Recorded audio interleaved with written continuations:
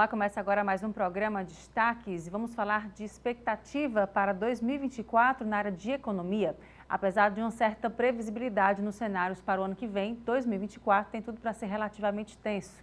O ambiente fiscal e a mudança de presidência do Banco Central podem ser fontes relevantes de incerteza para o período. Sobre esse assunto eu converso com o economista Ricardo Coimbra, está aqui comigo no estúdio. Ricardo, obrigado pela sua presença.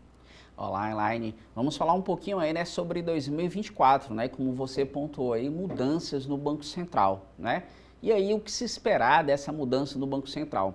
Interessante a gente observar, né, que no ano de 2023 houve uma mudança no Ministério da Economia e uma indicação do Galípolo já como diretor de política macroeconômica do Banco Central, né? Então, esse direcionamento, né, do Galípolo dentro já numa diretoria do Banco Central, ele já dá um indicativo para o mercado que existe uma tendência de transição, de que quem assuma o Banco Central em 2024, com a saída do Campos Neto, já seja o próprio Galípolo, né? Então, o mercado ele vai observar essa movimentação e essa atuação do Galípolo dentro do Banco Central, como aquilo que já vem acompanhando aí nos últimos 6, 7 meses, de qual vai ser esse direcionamento de política macroeconômica que vai ser dada aí após, né, ele assumir. Ou seja, efetivamente, né, qual vai ser o direcionamento de política macroeconômica para 2025, para 2026. Então, o mercado ele vai observar isso. Mas essa movimentação ela vai depender muito de como, ao longo do ano de 2024, o cenário macroeconômico ele vai se comportar, né? Então, se ele se comportar no direcionamento daquilo que se espera, um controle, um direcionamento sobre a situação fiscal, ou seja, se efetivamente o governo vai conseguir zerar ou ficar naquela margem de 0 a 0,25, né, prometida pelo o novo marco fiscal, bastante interessante. Agora, se você perder um pouco esse direcionamento de alcançar a meta fiscal para o ano de 2024, isso pode gerar algum tipo de turbulência na política macroeconômica, principalmente na política monetária, que vai ser direcionada para os anos subsequentes, já com o Galípolo, provavelmente na presidência do Banco Central. Ele deve, o Campos Neto, fechar o ano com a taxa Selic em torno de 9,25%, dando um direcionamento, né, para o Galípolo nos anos subsequentes, de reduções aí de 1,5%, 2% ao longo aí desses 2 ou 3 anos. Então, e isso vai depender muito dessa conjuntura, desse cenário, se esse cenário ele se efetivar, né? Ou seja, como o mercado vai estar observando isso ao longo do ano de 2024. Pois é, e nessas reformas, né, o que a gente tem de expectativa para o ano que vem, já para 2024, como é que vai começar janeiro já? Isso, é interessante a gente observar que no início de 2024 a gente tende a ter a regulamentação dos pontos principais da reforma tributária, do que a gente vai já chamar de reforma tributária 1, porque muito provavelmente, à medida que as regulamentações dessa reforma tributária 1 andarem no Congresso, e o objetivo é que isso ande nos 6 primeiros meses do ano, você já trabalha com reforma tributária 2, né? E o que seria essa reforma tributária 2? Seria a reforma do imposto de renda, né? Então, a lógica do Ministério da Fazenda, e ele já tem trabalhos em desenvolvimento, é você lançar um projeto de reestruturação tributária relacionada à renda, ou seja, de você criar novos escalonamentos de tributação em relação à renda, né? Para que de repente você consiga ter uma tributação diferenciada para aqueles que têm um nível de renda mais elevada. Aí às vezes as pessoas perguntam, mas que nível de renda mais elevada? Aqueles indivíduos que têm aí um ganho mensal da ordem de 100, 150 mil, né? Que muitas vezes pagam uma tributação diferenciada e eles passariam a ter uma carga diferenciada. Ou seja, à medida que você faz com que aqueles que têm uma renda muito elevada passem a pagar mais tributo, você vai fazer com que aqueles que têm uma renda menor deixem de pagar o tributo. Bom, qual seria a lógica disso? É fazer com que aqueles indivíduos que ganhem menos, até tipo 4, 5, 6 mil reais, não paguem imposto de renda ou paguem uma tributação bem pequena, e aqueles que têm uma renda de 100, de 150 mil, passem a ter uma tributação diferenciada, ou seja, aqueles que ganham muito pagarem mais em termos daquilo que ganham, e aqueles que ganham menos pagarem menos, para você gerar um efeito de distribuição de renda. Esse é um dos objetivos. Paralelo a isso, deve ser discutido uma reforma administrativa, né? O que é isso? É pensar em como vai se reduzir o gasto da máquina pública, não no presente, mas pensando no futuro.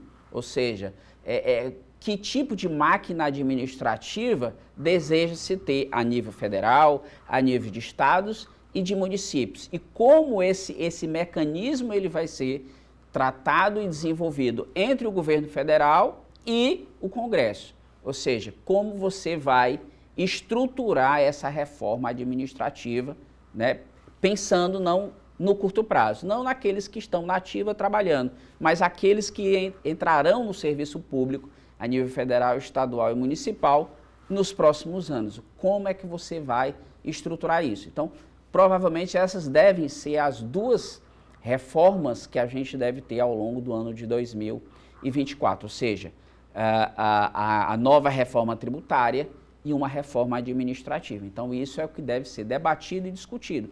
Se efetivamente você conseguir alcançar êxito nessas duas reformas, você vai dar um passo extremamente importante para o equilíbrio fiscal do futuro, ou seja, de redução do endividamento público lá na frente, nos anos subsequentes. Você vai garantir uma estabilidade e uma diminuição crescente da dívida pública. Ricardo, como é que está a expectativa, né, com relação a 2024, no sentido da carteira de trabalho, de empregos formais, geração de empregos formais e do desemprego, que a gente viu também, né, um número importante nesse sentido, sobretudo para 2024 agora. A gente viu na pandemia, muita gente foi para a informalidade por necessidade, né?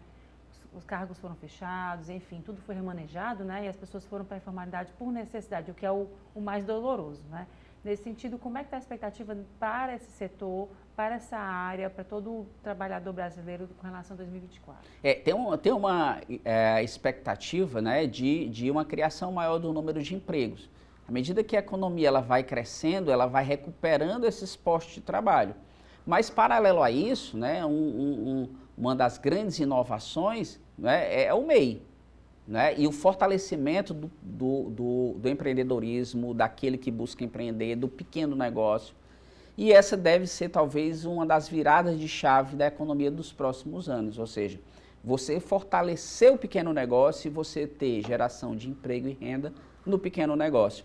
Esse que no momento iniciou como informal, como pequeno, porque muitas vezes durante a pandemia precisava buscar algum tipo de renda para sobrevivência, à medida que você melhora e cria mecanismos de incentivo e de formalização, você potencializa a base de produção de geração econômica.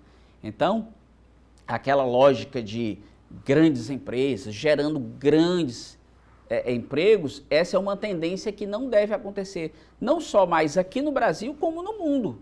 Não é? É uma tendência de fortalecimento do pequeno e do médio negócio. E esse pequeno e médio negócio é que deve ser a matriz de geração de emprego e renda do futuro. E aí você criar mecanismos de fomento, né, do micro e do pequeno negócio, ou seja, o crédito surgindo como esse mecanismo de alavancagem desses negócios. E é uma tendência.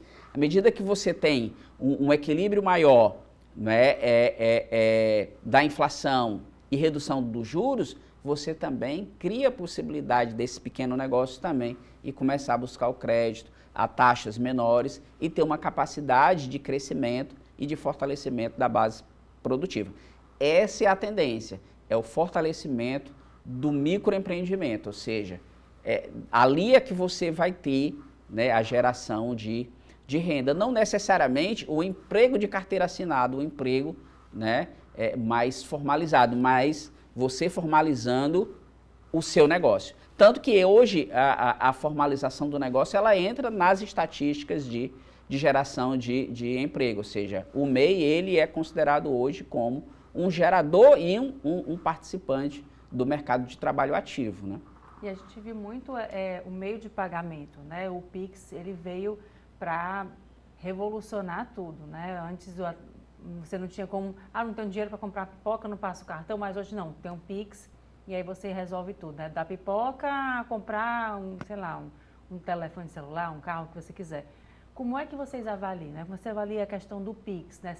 Essa evolução tão rápida e essa aceitação do brasileiro com relação ao Pix? Isso. A tendência, né, a gente incentivar e fortalecer cada vez isso, né? Ou seja, você vai criando mecanismos de controle, de segurança das operações, né? E nesse segmento a gente deve ter uma virada de chave muito grande agora em 2024, porque o Banco Central vem desenvolvendo uma nova plataforma de negócios, né, que é o Open Finance. Então ele está em processo de desenvolvimento e o ano de 2024 vai ser o ano de implementação disso, e isso vai fazer com que as operações sejam mais dinâmicas, né? Uma boa parte das operações que antes eram feitas, DOC, TED, todas elas devem ser via Pix, porque é mais rápido, é mais barato, é mais eficiente. E aí o que o Banco Central hoje está trabalhando é na segurança das operações, né? E aí muito provavelmente isso deve dar um start, né, nessa velocidade, na garantia e na redução do custo do crédito. Então o ano de 2024 também vai ser extremamente importante em relação a isso. O fortalecimento do real digital, né? Que para o brasileiro ainda não está muito... Tentando entender, né, Ricardo? Tentando entender, né? Não é Pix, é real digital? Até porque o nome, na realidade, não vai ser real digital, é Drex, né? Então, até entender o que efetivamente é o Drex, né? E entender que é a moeda física que virou digital, mas que o nome dele que não é o Pix, né? digital real, que não é o Pix, ele é a moeda que vai ser transacionada por meio do Pix.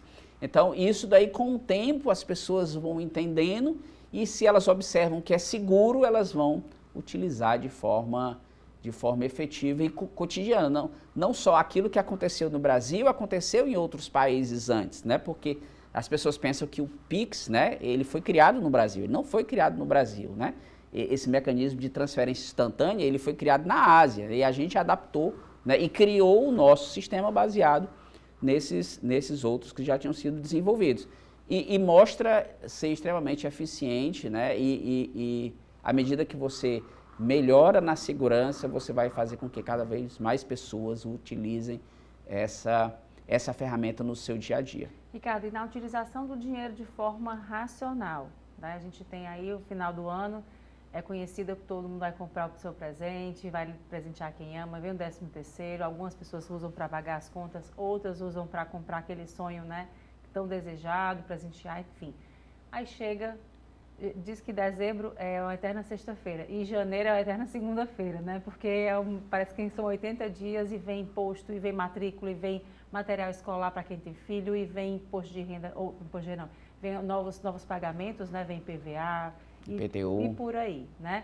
Como é que a gente consegue se preparar já para o que vem pela frente? Porque a gente já sabe que todo ano é assim, mas ninguém está de forma preparado, né? É porque as pessoas têm que se preparar exatamente quando ela tem renda extra. E ela tem renda extra novembro, dezembro, quando ela recebe as 2 parcelas do 13º. Só que, como eu disse, né, em outro momento, o nível de renda é baixo. Como o nível de renda é baixo, as pessoas muitas vezes, né, tem esse momento aí ou para colocar as dívidas em dia ou para se reorganizar, como através do próprio desenrola, ou, né, elas tentam, né, comprar algum presente ou se sentir um pouco feliz. Mas elas devem se preocupar com a virada de ano, porque na virada de ano sempre tem as despesas extraordinárias. E o ideal é fazer um bom controle orçamentário. Bom, o que é que eu ganho, o que é que eu pago de forma cotidiana e o que é que sempre aparece no começo do ano, né? As pessoas às vezes se surpreendem, mas elas sabem quanto elas pagaram de IPVA no ano passado,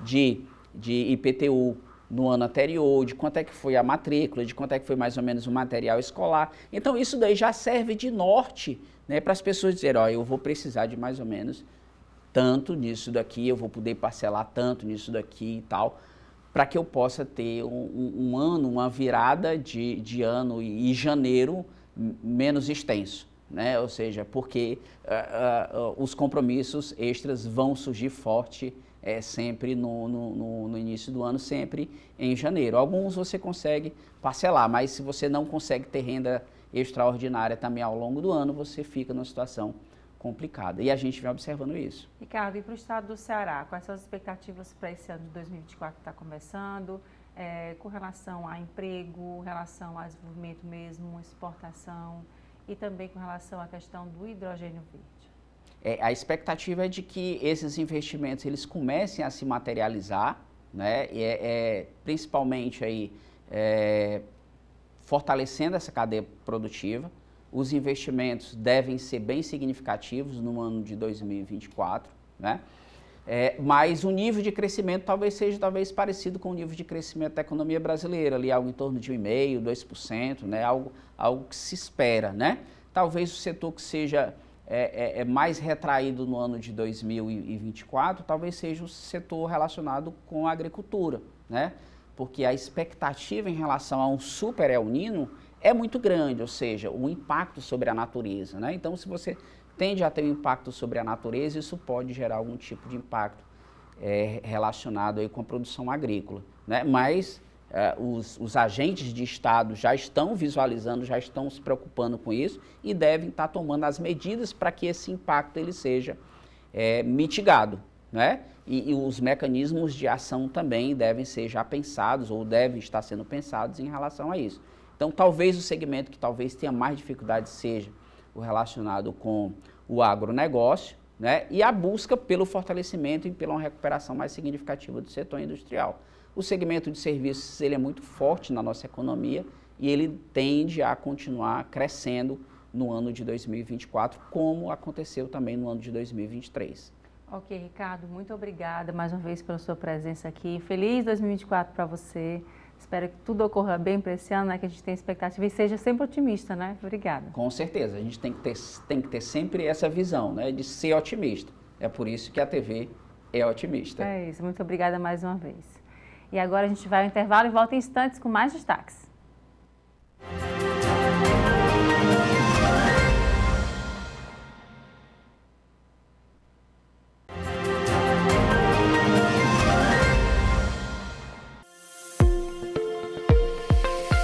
Empreendedor Otimista. Oferecimento: Sebrae, a força do empreendedor brasileiro. A Experience, Escola de Conhecimento Sebrae, oferece uma nova proposta de educação empresarial com foco nas mais atuais tendências de negócios e métodos de aprendizagem, além de possuir uma programação baseada no desenvolvimento de competências fundamentais para o atual contexto de negócios. A proposta é gerar conexões e aprendizados utilizando métodos educacionais que gerem experimentação, engajamento e inspiração. E sobre esse assunto eu converso com Mônica Arruda, articuladora da Escola de Negócios do Sebrae, está aqui comigo no estúdio. Mônica, muito obrigada pela sua presença. Eu que agradeço. Mônica, falando um pouco sobre a escola, conta um pouco para a gente como é que ela foi criada e como é que é o trabalho que vocês realizam. O Sebrae aqui no Ceará, ele sempre teve uma experiência, um trabalho muito forte com essa área de educação corporativa, educação empresarial. Mas em 2019, né, nós começamos a analisar as tendências do que o mercado traz nessa área e resolvemos repaginar, né, fazer uma nova forma de atuar com uma escola de negócios voltada para a pequena empresa, né, voltada para os empresários que são público do Sebrae, os futuros empreendedores e os pequenos negócios. E nesse caso, como é que você tem sentido de resolutividade, né, de feedback deles também, essa troca de conhecimentos? Nós temos uma programação, né, constante, que hoje não é só mais em Fortaleza. Na verdade, essa escola de negócio é um conceito, é uma forma de levar conhecimento sobre gestão para as pequenas empresas, aqueles temas que às vezes parecem distantes, né, para eu ter um pequeno negócio, eu vou iniciar um pequeno negócio, será que essa área de gestão, essa inovação é para mim, né? Então, nós procuramos levar para esse público dos gestores, dos empresários, o que existe de mais atualizado na área da gestão empresarial. E quais são os pontos mais importantes? Quais são essas demandas mais buscadas? Principalmente as áreas financeiras e a área de mercado, né? Sempre são os carros-chefes. principalmente agora com o marketing digital, muitas empresas querendo entrar, se preparar para o marketing digital, para como trabalhar essa questão do comércio eletrônico, da venda, né, pelos meios digitais, isso é muito procurado. E a questão da inovação, né, que é uma exigência de mercado, e a área financeira. São os 3 carros-chefes assim, que a gente tem maior procura, maior interesse por parte dos empresários. Mônica, a gente vê essa parceria, né? As empresas cada vez mais olham no Sebrae um norteador, né? Alguém que eu não sei para onde ir, eu vou no Sebrae, né? Eu vou resolver minha situação, vou tentar tirar minhas dúvidas, né? Alavancar meus negócios, aumentar minhas vendas, olhar um pouco mais à frente. Como é que vocês trabalham isso junto às empresas, junto às microempresas, com relação a quem está procurando alavancar os negócios? Nós temos 2 públicos assim distintos, né? Um primeiro que é aquele que deseja montar o negócio, que quer empreender e quer fazer de uma forma certa, quer que esse negócio ele se estabeleça no mercado. Então a gente chama que é o empreendedor por oportunidade. Então para ele nós temos toda a questão do planejamento, a orientação sobre a modelagem dos negócios, sobre como se planejar para que esse negócio ele inicie de forma bem preparada, né? E temos o empreendedor, aquele que já está, o empresário que já está no mercado, mas que ele sabe que não pode parar de aprender, né? Que ele precisa olhar esse novo mercado, essas mudanças que ocorrem e se preparar dentro da empresa para se adaptar, para não ser levado pelas mudanças que ocorrem aí até do próprio cliente, no que o procura, né? Existem tendências atuais, assim, que vieram depois da pandemia, um olhar diferenciado das empresas nesse sentido? A pandemia acelerou a questão da digitalização dos negócios, principalmente das pequenas empresas. Já era uma tendência, mas a pandemia praticamente obrigou, né, as empresas a terem também os canais digitais, não só como atendimento, mas como venda. Então, isso foi um fator que quem não estava preparado teve que acelerar isso. A questão da inovação na forma dos processos, na forma de atender. Uma outra tendência é a questão da experiência do cliente, porque com a digitalização, as pessoas passaram a ir ao negócio físico, né, a presença física, quando realmente ela precisa de uma experiência, ela quer, né, um atendimento diferenciado, porque muita coisa se resolve de forma online, mas o que é que vai fazer esse cliente aí ao empreendimento, à loja física? Ele precisa ter uma experiência diferenciada. Então isso é algo que as empresas tiveram que começar a ter um foco maior nesse cliente. Mônica, você falou na questão da experiência, né? Vender, todo mundo vende, né? Isso. E aí a questão da experiência que é muito forte, né? Ou a vivenciar aquilo. A gente vê empresas, lojas que vendem determinado, tipo um copo, mas ela vivencia, né? Faz uma tarde de autocuidado, né? Ela faz um momento de conversa. Uma loja que vende vinhos, ela faz um momento de degustação, um jantar harmonizado, enfim. Esse olhar diferenciado de experiência é a tendência que veio para ficar? Você identifica isso? Isso. Às vezes a forma se eu vendo cama, mesa e banho, por exemplo, eu faço uma mesa montada, um ambiente dentro da loja e o cliente ele visualiza, né? Então, como você citou, uma tarde de vinhos, um curso de gastronomia, são serviços que eu consigo agregar àquilo que eu vendo. E o cliente ele passa a perceber algo diferenciado, né? Que faz com que ele queira estar, ele se torne parte daquele negócio também. E aí, no online e o offline, né?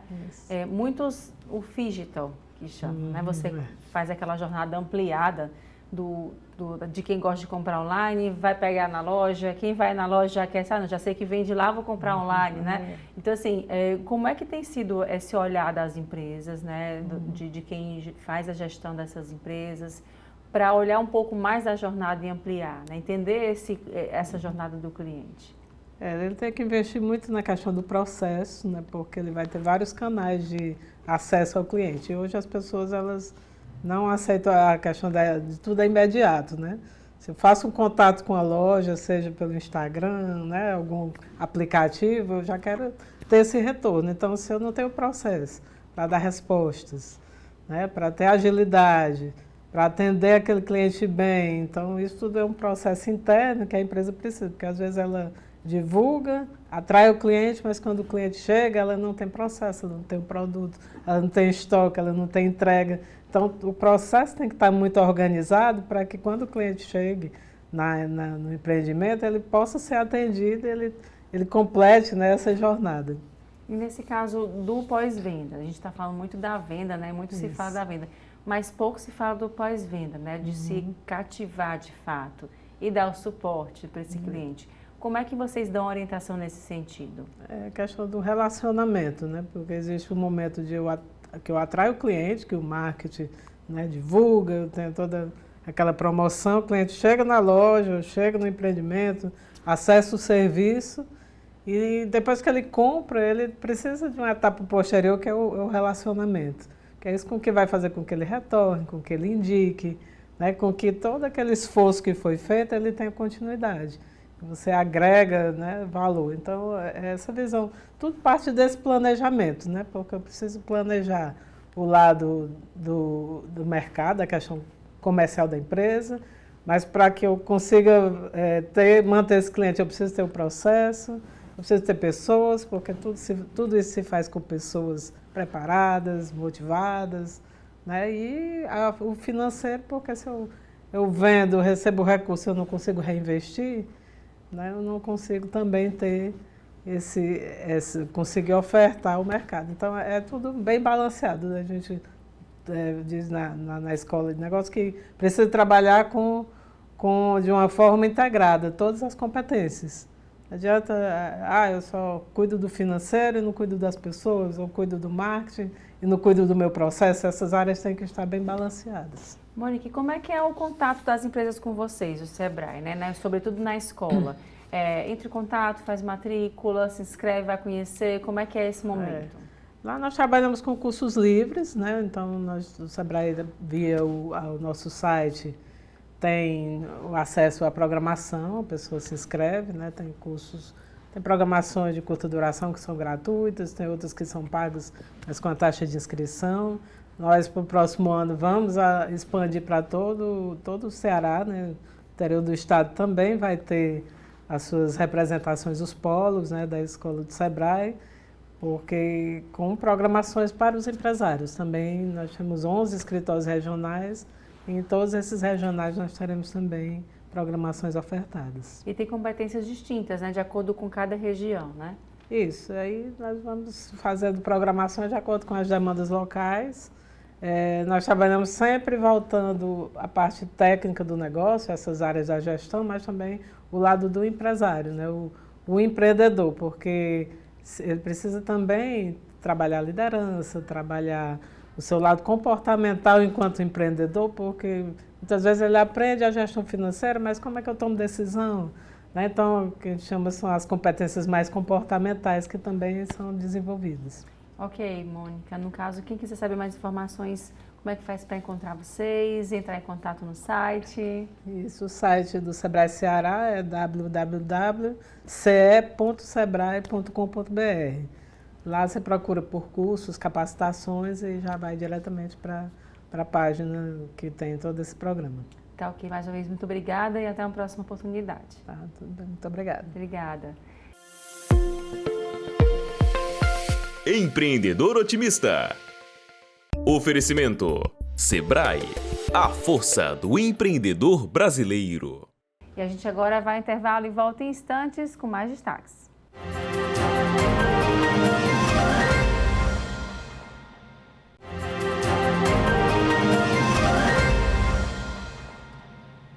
E o novo conceito de infertilidade faz inclusão da comunidade LGBTQIA+, e solteiros. A nova definição foi consolidada em outubro pela Sociedade Americana de Medicina Reprodutiva. Sobre esse assunto eu conversei com o Dr. Marcelo Cavalcante, médico especialista em reprodução humana.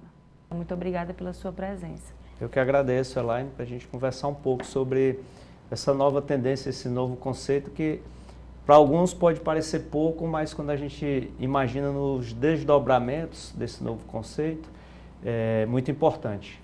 E aí nessa decisão, né? Explica um pouco para a gente como é que se baseou isso e como é que vai ser daqui para frente. Bom, esse novo conceito foi proposto pela Sociedade Americana de Medicina Reprodutiva. Então é algo ainda novo aqui no Brasil, mas quando uma grande sociedade propõe um novo conceito, as demais geralmente elas acabam acatando e fica aquilo ali aceito pela comunidade científica. Antes, era definido infertilidade conjugal quando um casal, e aí dentro desse conceito a gente conclui que seria um casal heterossexual, através de relações sexuais regulares, não conseguia alcançar uma gravidez após 12 meses de tentativa.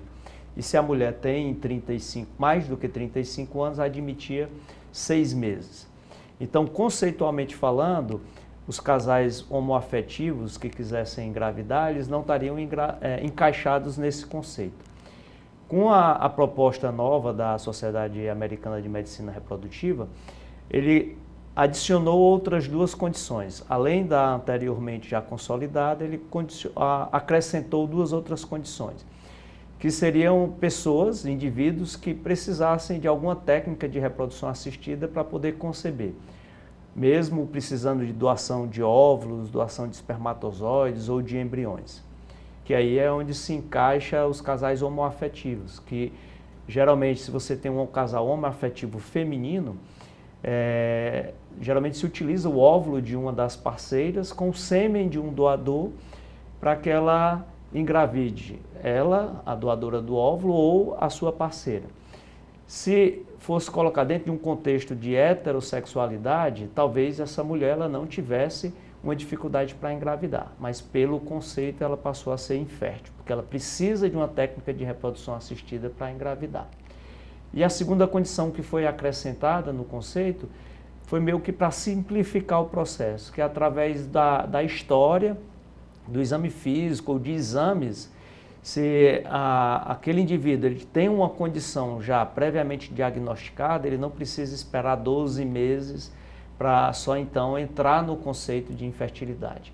Então essas foram as 2 novas condições que a princípio pode parecer algo simples, mas que isso passou a alcançar uma população que antes estava desassistida do conceito, apesar de já ter acesso às técnicas e estar conseguindo engravidar normalmente. No caso também, mulheres que já tenham colocado sua vida profissional, já chegou um certo tempo que senão agora eu quero ser mãe, e nesse caso solteiras, elas também podem, nesse sentido, serem mães. Sim, são incluídas no novo conceito, não havendo a necessidade de ser constituído um casal.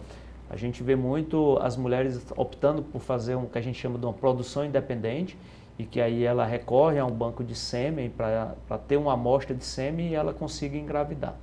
Da mesma forma, né, a gente pode imaginar, às vezes a gente fica imaginando um desejo somente da maternidade, mas existe o desejo da paternidade. Alguns homens podem querer ter filhos solos também, e aí ele precisaria ter um óvulo de uma doadora e aí um útero de substituição, uma barriga de aluguel. Então, diante da evolução da reprodução assistida e das inúmeras, vamos dizer assim, combinações de paternidade, de maternidade, viu-se necessário melhorar esse conceito, ampliar o conceito da infertilidade. E nesse caso, como é que está sendo isso, como é que é a questão desse trabalho aqui no Brasil, né? Na consciência também, né? Que a gente são países e culturas diferentes, né? Como é que é isso aqui no Brasil? O que a gente vê é que o acesso desses novos casais tem chegado com uma certa frequência, que a gente nota que a cada dia essa barreira tem caído. A única coisa que ainda impacta um pouco é em relação aos custos. A acessibilidade financeira ao tratamento ainda é uma barreira para esses casais.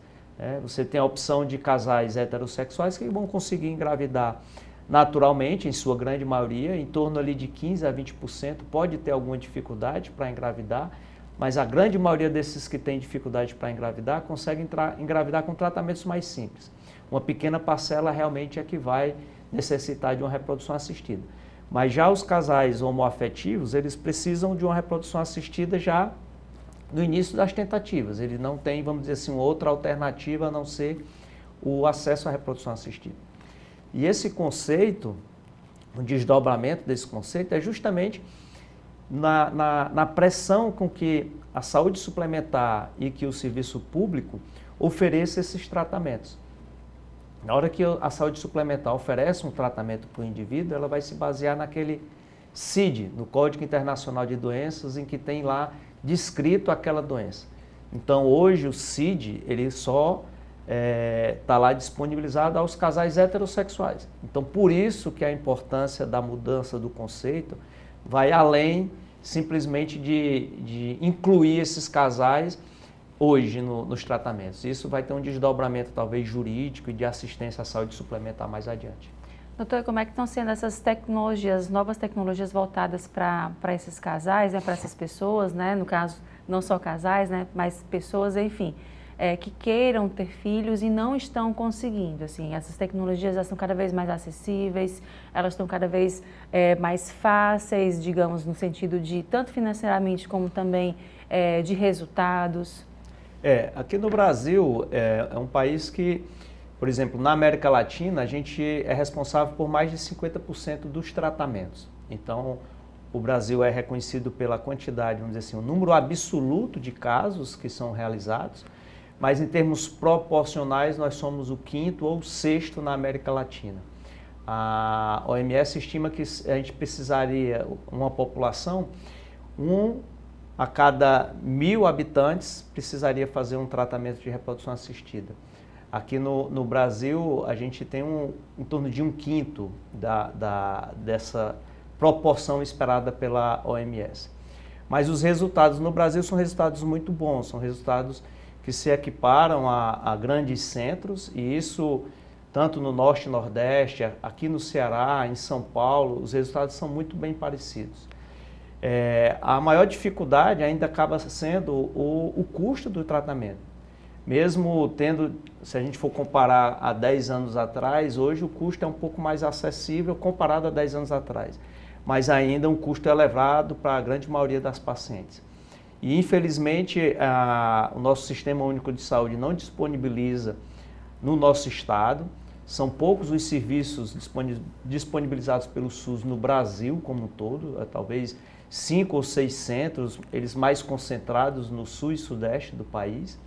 E os convênios, que seria a saúde suplementar, eles não cobrem nenhum tipo de assistência aos casais que têm dificuldade de engravidar. Teve uma decisão recente do STJ que de todas as técnicas de reprodução assistida, apenas o congelamento de óvulos para preservação da fertilidade em pacientes com diagnóstico de câncer. Esse foi um ganho no STJ, que ele obrigou os planos de saúde a fazer essa cobertura. Uma paciente, por exemplo, que tenha um câncer de mama e que vai precisar passar por uma quimioterapia, ela pode, antes da quimioterapia, antes do tratamento, fazer o congelamento dos óvulos, e isso coberto pelo plano de saúde, para em seguida ela fazer o seu tratamento. E no futuro, ela tendo obtido a sua cura, ela pode depois engravidar com aqueles óvulos, caso os ovários dela tenham reduzido o seu, vamos dizer assim, o seu funcionamento, a sua capacidade reprodutiva. A gente tem muito assim, hoje em dia os casais eles se formam cada vez um pouco mais tarde, né? As mulheres, assim, a gente, pela nossa independência, né, a gente já pensa assim, vou pensar em fazer a família depois. Primeiro a gente trabalha, estuda, né, enfim, faz a nossa carreira. Em qual período da idade da vida da mulher ela deve se preocupar com relação a isso? Ou é uma preocupação só das mulheres? Os homens também já começam a ter essa preocupação de, eu quero formar uma família, mas será que eu sou... Existe esse pensamento ainda de que, não, eu sou fértil a vida inteira, eu sou viril a vida inteira. Como é que está esse pensamento atualmente? Foi muito bom você ter tocado nesse ponto. A gente teve um estudo publicado esse ano, numa revista internacional, de alunas universitárias, né, estudantes universitários, sobre a temática da preservação da fertilidade, de quando que eles desejam engravidar. E o principal motivo que eles imaginam em adiar a fertilidade seria a realização profissional, investir na sua carreira, terminar os estudos. E isso impacta muito na mulher, porque ela tem um tempo ideal, né, o melhor período da sua fertilidade, e que isso vai geralmente até os 35 anos. Dos 35 anos em diante, ela passa a ter uma maior dificuldade, não só para engravidar, como também aumenta o risco de perdas gestacionais. No homem, isso é observado também, mas com idade já mais tardia, depois dos 50, 60 anos de idade, que começa a ter uma queda na fertilidade masculina. E hoje, esse novo perfil de adiar a maternidade e a paternidade tem gerado alguns problemas para esses casais. E que aí agora a gente disponibiliza a preservação da fertilidade, o congelamento dos óvulos, que caso a paciente opte por eu vou fazer um meu mestrado, doutorado, um pós-doutorado, eu só quero pensar em ter filhos depois dos 35, 38 anos. Ela pode congelar os seus óvulos por volta dos 25, 26 anos e quando ela for liberar para engravidar, caso ela não engravide naturalmente, ela tem aqueles óvulos de 25, 26 anos que ela pode gerar um embrião e tentar engravidar com ele. Então a chance dela engravidar aos 37, 38 anos vai ser aquela que ela teria aos 26 anos. Então isso foi um grande avanço, assim, uma libertação nesse planejamento familiar, principalmente da mulher. Um diagnóstico de câncer, no caso, né? A mulher mais nova, diagnosticada, ou o homem também, pode ser, a partir desse momento, também fazer o congelamento, retirar os sêmens, pode ser feito isso antes do tratamento ou durante? Esse o recomendado é que a gente realize antes. Nem todo câncer vai levar à infertilidade, tá? Mas uma boa parte deles, principalmente homens ou mulheres que vão fazer quimioterapia ou alguma cirurgia que vai precisar remover esses órgãos, eles podem evoluir com a dificuldade para engravidar e uma infertilidade. Então, às vezes, naquele momento do diagnóstico, é um momento difícil, que muitas vezes ninguém comenta sobre esse assunto, porque eu quero primeiro estar viva, sobreviver, não estou querendo pensar em ter filho agora.